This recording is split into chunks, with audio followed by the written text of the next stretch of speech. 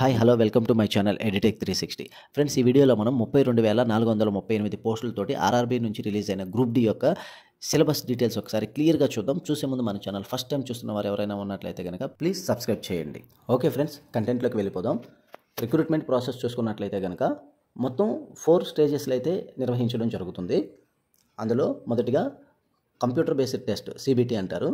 Next వచ్చేసి physical efficiency test PET. Third వచ్చేసి document verification డివి అంటారు. అండ్ ఫైనల్గా మెడికల్ ఎగ్జామినేషన్ అయితే ఉంటుంది ఫ్రెండ్స్. మొత్తం ఈ 4 స్టేజెస్లో ఈ RRB group D recruitment process అనేది నిర్వహించడం జరుగుతుంది. దాని గురించి ఇప్పుడు ఒకసారి కంప్లీట్ డీటెయిల్స్ అనేది చూద్దాం. ఈ కంప్యూటర్ బేస్డ్ టెస్ట్ అనేది మెయిన్ కనుక దాని డీటెయిల్స్ ఒకసారి చూద్దాం ఫ్రెండ్స్. మొదటగా ఈ కంప్యూటర్ బేస్డ్ ఎగ్జామ్ వచ్చేసి మనకి మొత్తం 90 మినిట్స్ డ్యూరేషన్ అయితే ఇవ్వడం జరుగుతుంది. ఈ 90 మినిట్స్లో కూడా మనకి 4 సెక్షన్స్ అయితే ఇవ్వడం జరుగుతుంది. 4 సెక్షన్స్ నుంచి క్వశ్చన్స్ రావడం జరుగుతుంది. అవి ఒకసారి చూసుకున్నట్లయితే కనుక 25 క్వశ్చన్స్ వచ్చేసి జనరల్ సైన్స్ నుంచి, మ్యాథమెటిక్స్ నుంచి 25 questions, general intelligence and reasoning అంటే రీజనింగ్ నుంచి మనకి 30 questions, general awareness and current affairs నుంచి 20 క్వశ్చన్స్ ఫ్రెండ్స్. ఓవరాల్గా చూసుకున్నట్లయితే కనుక 100 క్వశ్చన్స్ అయితే రావడం జరుగుతుంది. అంటే మనం 90 మినిట్స్లో 100 క్వశ్చన్స్కి ఆన్సర్ అయితే చేయవలసి ఉంటుంది.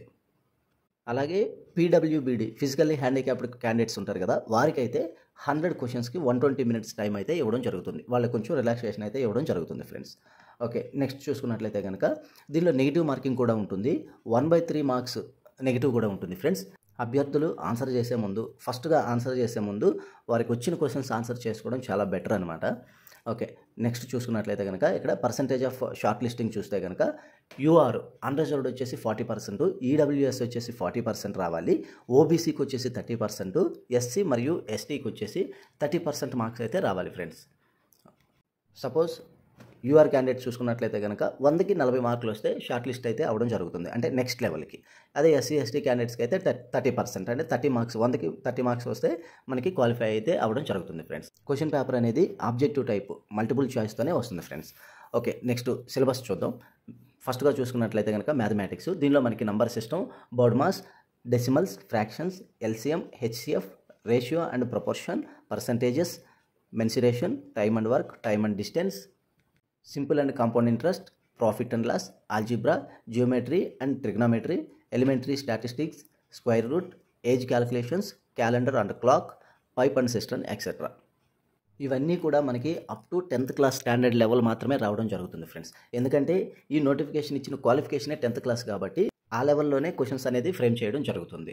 సో ఇక్కడ మనం మ్యాథమెటిక్స్లో మెయిన్గా ఫోకస్ చేయాల్సిన వచ్చేసి నంబర్ సిస్టమ్. ఫస్ట్గా ఎవరైతే ఇప్పుడు స్టార్ట్ చేస్తున్నారో, ఆల్రెడీ ప్రిపేర్ అయిన వాళ్ళు ఉన్నారో, వారు మళ్ళీ వచ్చేసి ఈ నెంబర్ సిస్టమ్ మీద ఎక్కువ ఫోకస్ అయితే చేసుకోవాల్సిన అవసరం ఉంటుంది.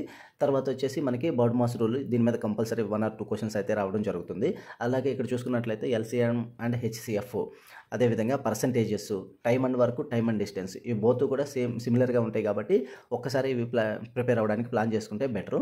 తర్వాత సింపుల్ అండ్ కాంపౌండ్ ఇంట్రెస్ట్, ఇవి లేకుండా క్వశ్చన్ పేపర్ అయితే రాదు. ఖచ్చితంగా దీన్ని ఎక్కువ ఫోకస్ చేయాలి. అలాగే ప్రాఫిట్ అండ్ లాస్, అలాగే square roots, age calculations, calendar and clock, ఇవి కంపల్సరీ అభ్యర్థులు ఎక్కువ ఫోకస్ చేయాల్సిన టాపిక్స్ అనమాట. ఎందుకంటే వీటిలో మనం ఎక్కువ మార్క్స్ గెయిన్ చేయడానికి అవకాశం అయితే ఉంటుంది. ఎవరైతే ఫస్ట్ టైం ఇప్పుడు రాస్తున్నారో, ఆల్రెడీ 1 or 2 టైమ్స్ రాసిన వారికి అయితే ఎక్స్పీరియన్స్ ఉంటుంది. ఇప్పుడు ఎవరైతే రాస్తున్నారో వారు మెయిన్గా వీటి మీద ఫోకస్ చేయాల్సిన అవసరం ఎంతైనా ఉంది ఫ్రెండ్స్.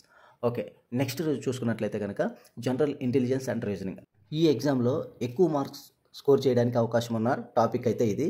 ఖచ్చితంగా దానిలో ఎటువంటి డౌట్ అయితే లేదు. ఆ డీటెయిల్స్ ఒకసారి చూద్దాం.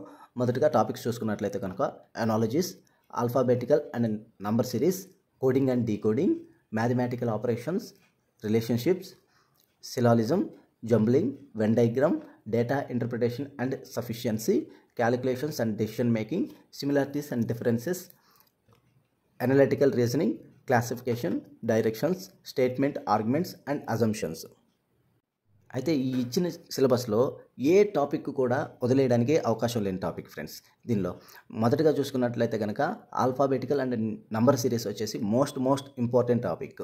అదేవిధంగా కోడింగ్ అండ్ డీకోడింగ్, అలాగే మ్యాథమెటికల్ ఆపరేషన్స్, ఇలా ప్రతిదీ కూడా దానికి ఇంపార్టెన్స్ అయితే ఉంది. ఖచ్చితంగా ఈ టాపిక్స్ నుంచి క్వశ్చన్స్ అయితే రావడం జరుగుతుంది ఫ్రెండ్స్. దీనిలో ఎక్కువ మార్క్స్ మనం గెయిన్ చేయడానికి అవకాశం ఉంటుంది కాబట్టి ఇక్కడ సింపుల్ లాజిక్ ఏంటంటే మనం ప్రాక్టీస్ అంతే. ఈ రీజనింగ్ మనకి మార్క్స్ గెయిన్ చేయాలి అంటే ఓన్లీ ప్రాక్టీస్ ద్వారా మనం మార్క్స్ చేయడానికి ఎక్కువ అవకాశం ఉంటుంది. ఓకే ఫ్రెండ్స్, నెక్స్ట్ టాపిక్ వచ్చేసి జనరల్ సైన్స్.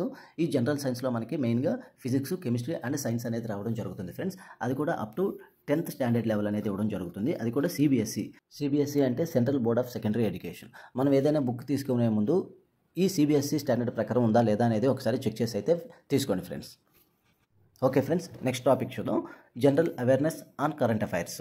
దీనిలో మనకి సిలబస్ చూసుకున్నట్లయితే కనుక science and technology, sports, culture, personalities, economics, polity and other subjects of importance.